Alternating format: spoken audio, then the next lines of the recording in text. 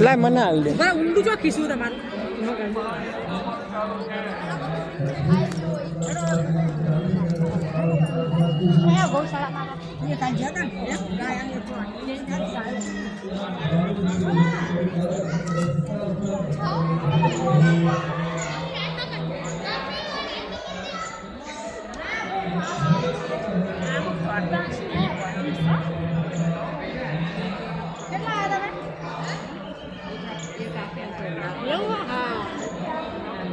ફક્ત જો ખાલી જોવો તો આ ગાડો સમજો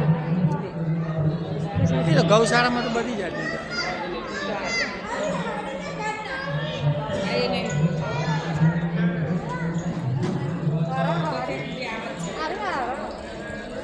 તો હરણ છે ગાય છે આ રોજ નહીં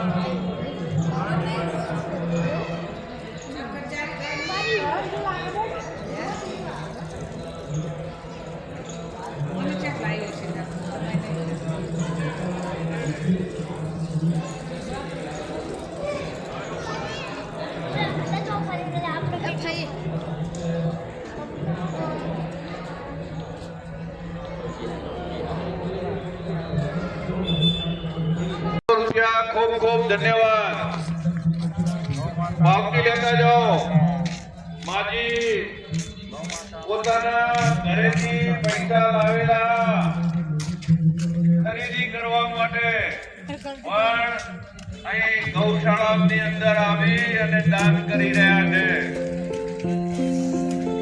આપણે લાલો છીએ લાલો ફિલ્મ અહીં ચાલે છે 50-60 વર્ષથી આપણે બંધાઈ ગયા છીએ.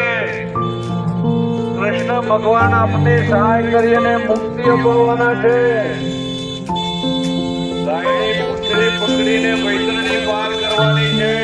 ભવસાગર કરવાનો છે. ઘડો ખાલી ના રહી જાય. ઘડો ખાલી ના રહી જાય ભાઈઓ.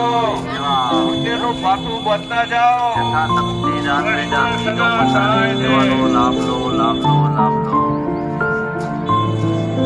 દૌદાને શ્રેષ્ઠ દાન છે. દૌદાને મહાદાન છે. કથા મંડપો ભાઈઓ ટ્રેક્ટરમાં ભાઈ જરા ઉભા રહેજો.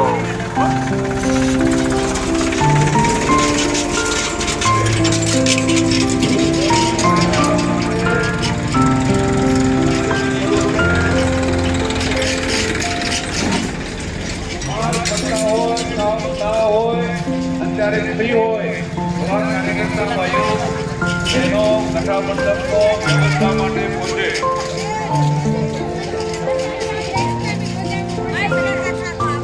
આવો ડોક્ટર બાજુ આવો. પછી કથા સાંભળવા જજો. કારણ કે ગાય માતા માટે દાન કરવાનું છે. બીમાર ગાય માતા માટે દાન કરવાનું છે. ગાયોની હોસ્પિટલ માટે દાન કરવાનું છે. તિજોરીમાં પૈસા, બેંકના એકાઉન્ટમાં પૈસા, શેરના સર્ટિફિકેટ બધું પડી રહેવાનું છે. વૈતરણી પાર કરવા માટે ગાયની પૂંછડી પકડી લો. ગાયની પૂંછડી પકડવાનો સમય છે. તક આવી છે.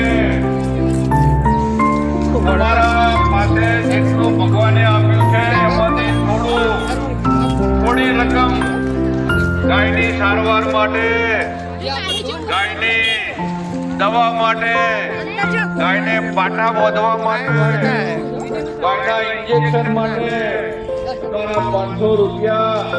ગૌ માતા તમને ડોક્ટરનો કેસ કાઢવાની છે.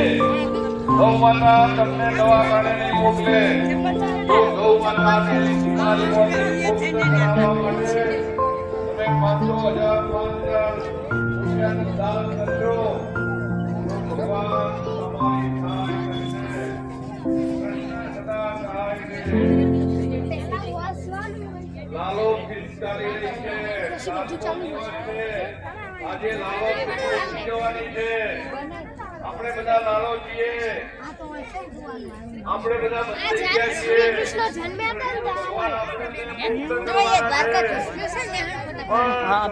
વાલી ગાય માટે જો દાન કરેલું હશે તો ગાયની પૂંછડી પકડવા પડશે. વૈતરણી પાર કરવા પડશે. ભવસાગર કરવા પડશે. ભવસાગર કરવા માટે ઘડો ભરાયેલો હોવો જોઈએ. ખાલી ઘડો પાછો આવશે. ભરેલો ઘડો ભવસાગર તારશે. પુણ્યનો ઘડો ભરો. ગાય માતાની સેવા કરવા માટે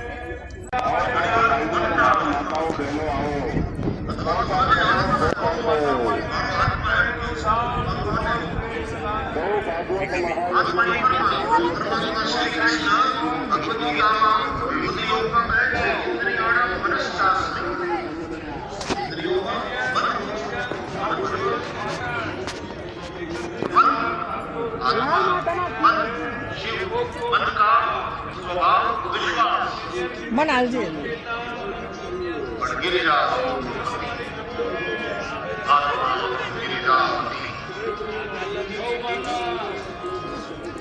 मन आल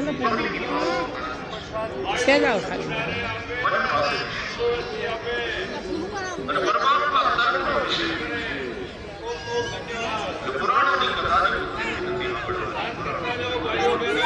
चाल से रवा मुझे हवा दिए चलो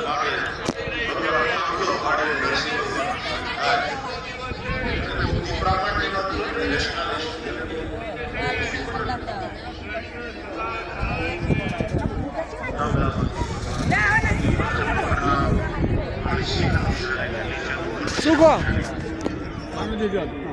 शांति अरे आओ હોય તમારે શોખ છે એમ આ ભગવદ્ ગીતાને બધું અમે આટલા ડિસ્ટ્રીબ્યુટ કરીએ છીએ સારું સરસ કે રામાયણ કૃષ્ણ બુક સાચી વાત છે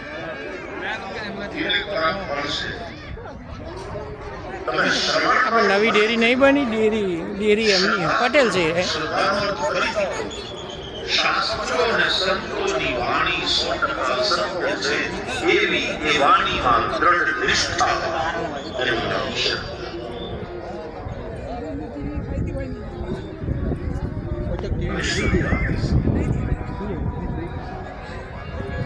અને સાંભળ્યા પછી મનન કરશો તો જે મંથન કરતા માખણ નીકળે કાશીમાં કપિલા જેવો આબુ હકે એમ એના તાત્પર્ય એના ગૂઢાર્થ એ રૂપ માખણ નીકળશે.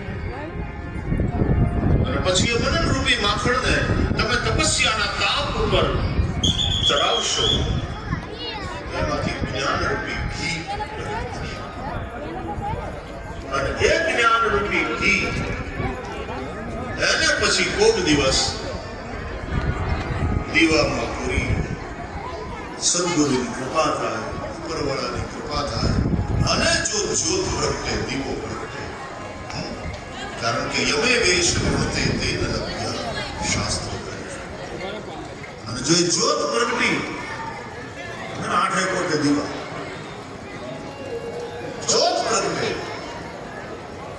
એ જ્યોત એટલે ગોસ્વામી તુલસીદાસજી કહે છે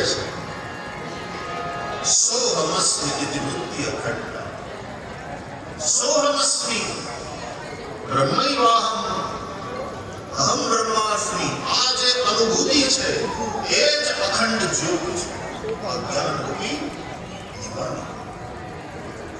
તો શ્રીમદ ભાગવતને પણ અધ્યાત્મ દીપ કહે છે. વ્યાસજીએ પ્રજ્વાલિતો જ્ઞાનમય પ્રદીપ હે કહ્યું છે. નમોસ્તુતે વ્યાસ વિશાલ બુદ્ધે ફુલ્લારવિંદાય પત્રમે યેન ત્વયા ભારતૈરપૂર્ણ પ્રજ્વાલિતો જ્ઞાનમય પ્રદીપ.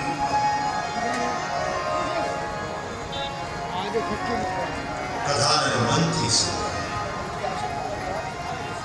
મન પાસે વિશ્વાસ છે બુદ્ધિ પાસે તર્ક છે. તમે સંસારમાં રહો તમે વ્યવહારિક જગતમાં હો તો બુદ્ધિનું કેવું કરવું બુદ્ધિનું ત્યાં મનની ભાવનાઓમાં તણાઈ જશો તો નુકસાન થશે. પણ તમે પરમાર્થના રસ્તે હો તમે મન તું મારામાં લગાડ બુદ્ધિને મારામાં પરોવ તો તું મારામાં જ રહીશ.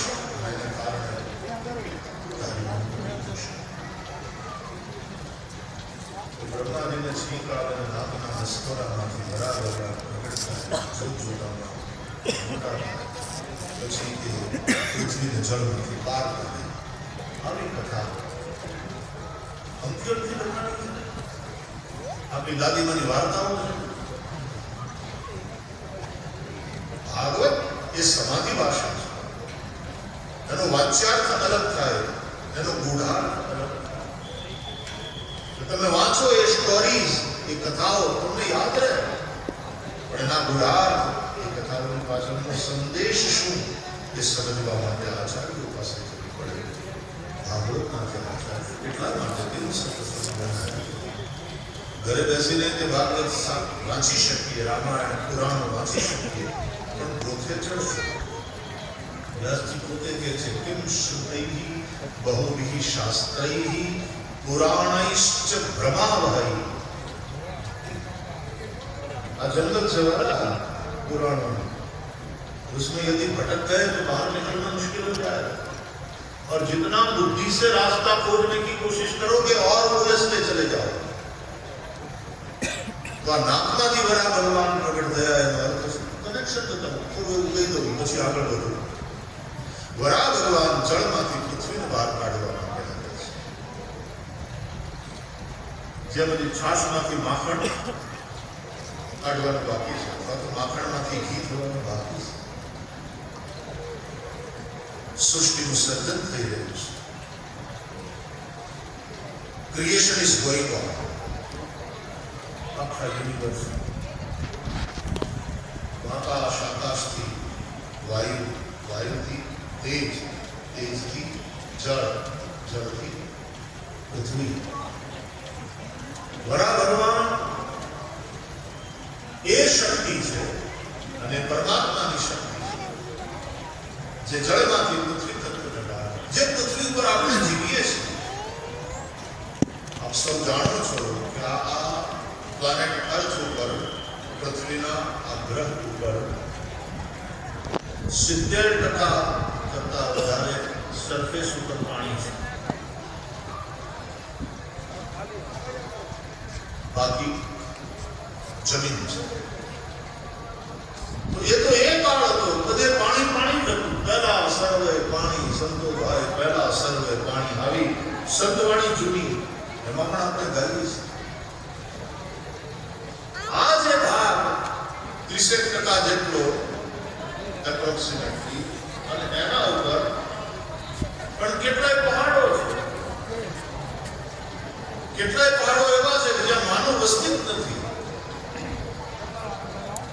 કેનેડા જેવો દેશ, એનું જે ક્ષેત્રફળ છે, મોટા ભાગના પહાડો ને એમાં શિયાળામાં તો નકરો બરફ.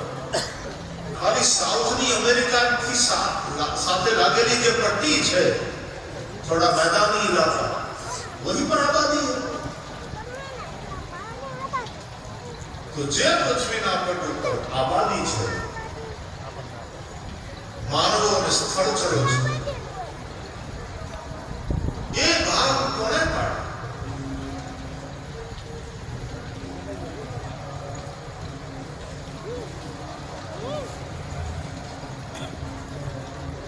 એ કોઈ દેશનો પ્રોજેક્ટ નહોતો. એ મગનલાલ સુરેલાલનું કામ નથી.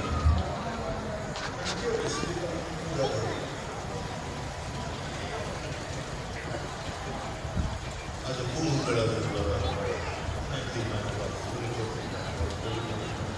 કુંભ મેળા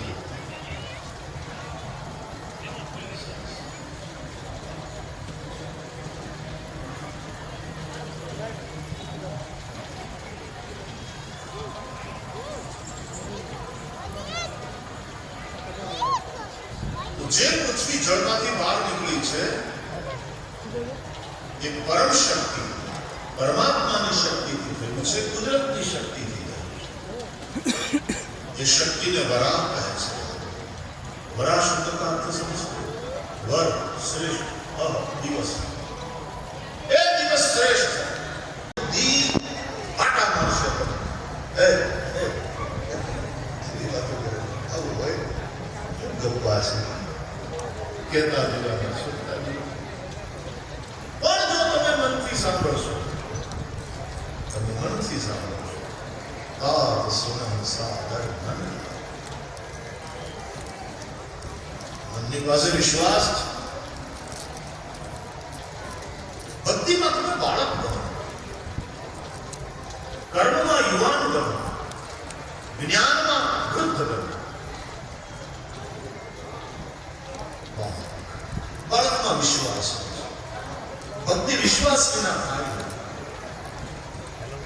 નાનકડું બાળક હોય એને દાદા કે દાદી કથા સંભળાવે કે એની મમ્મી સ્ટોરીઝ કે, તો એટલું ધ્યાનથી સાંભળતું એને એમાં ડૂબી જાય અને કલ્પનામાં જગતમાં વિહાર કરવા માંડે. ઉડતી પરીની વાત સાંભળે અને કલ્પના કરે કે પરીને પાંખો હોય, એ ઉડતી હોય. એ કોણ પછી ઘરમાં પરી આવે ત્યારે ખબર હોય પડે.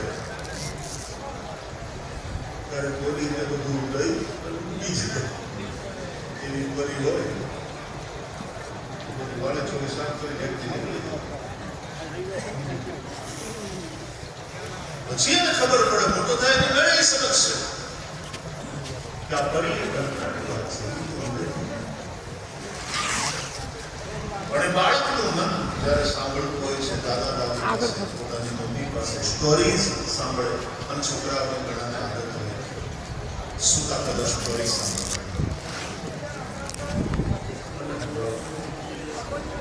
આપણા છોકરાઓ વિડીયો ગેમ્સ રમે એના કરતા વાર્તાઓ પડશે, એનાથી કલ્પનાનું વિશ્વ વધારે સ્વસ્થ અને સારી રીતે વિકાસ પામે.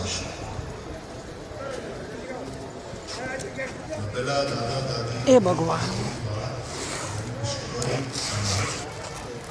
પછી યુવાન થાવ, ભણવા માંડો, પછી વાંચો પુસ્તક.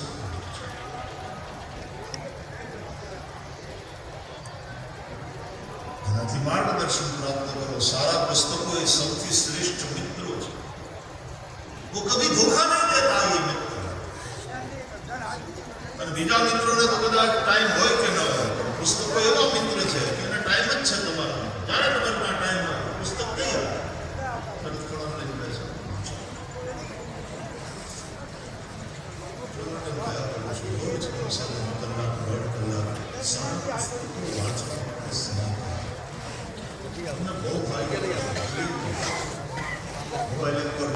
ટીવી જુઓ નિશ્ચિત સમય, વાતો કરો. એ બધા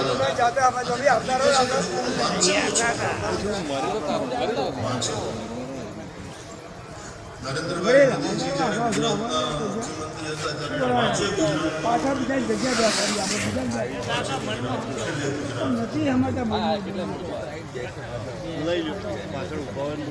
સરકારના પણ મુખિયાઓ આવી રીતના પ્રયોગો દ્વારા સતત પ્રજાને જાગૃત અને બુદ્ધિ ખીલેલી રહે.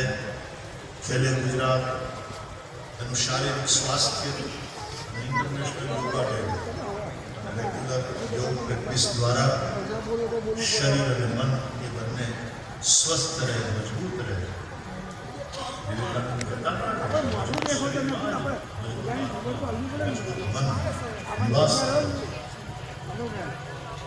ખાન પાન બેઠાડું જિંદગી કેવા માયકા પેલા જેવા. પિસ્તા નહીં તો વાળ ઘોડા થતા, बकाड़े को दत्त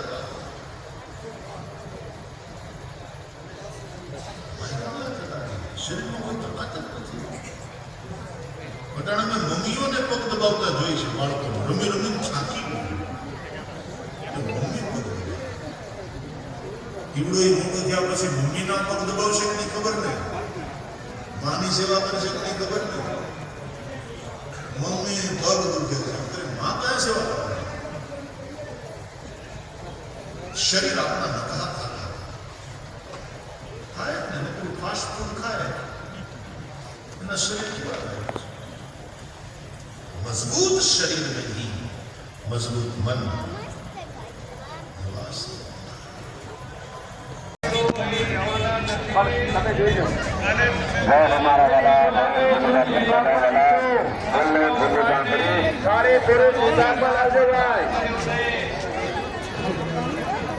ભાઈ બહેનો જમી જાઓ તો માતા ઉભા છો, બધા મંડપમાં જાઓ. અંતનો બગાડ ના થાય તેની પૂરેપૂરી કાળજી રાખજો. બેનો આગળ તમે બૂટ ચંપલ બહાર ઉતારો ભાઈ. અંતનો બગાડ ના થાય તેની પૂરેપૂરી કાળજી રાખજે. બૂટ ચંપલ બહાર ઉતારીએ. પધારેલા તમામ ગૌપ્રેમીઓનું હરિઓમ ગૌશાળા પરિવાર ભાઈ શ્રી ચેતનભાઈ